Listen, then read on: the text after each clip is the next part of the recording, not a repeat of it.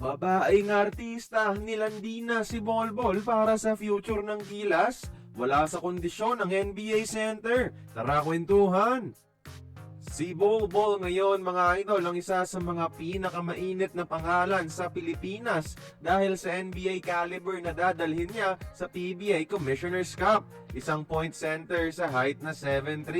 At dinudumog na siya mga idol ng mga fans. Hindi siya nakaligtas sa artistang si Herlin Budol mga idol na ito ang ginawa.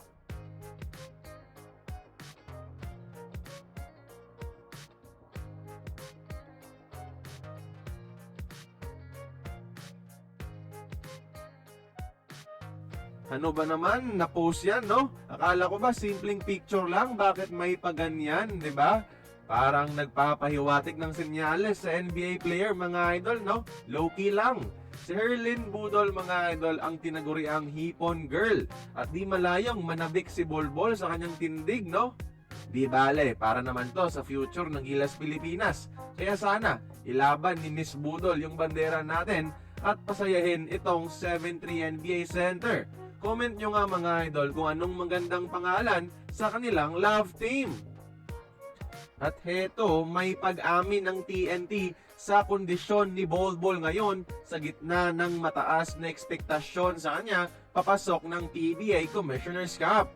Expected kasi ng mga fans na dodumanahin ni Bolbol ang liga in both ends of the floor, offensively and defensively, at feel nila kaya pa nitong umiskor ng 50 dahil sa skill set at physical attributes niya na walang makakabantay. Pero wala pa daw sa kondisyon si Bolbol mga idol, sabi na mismo ng TNT management. Dala na rin ng pagkatinggan niya sa free agency at last season pa huling naglaro sa NBA.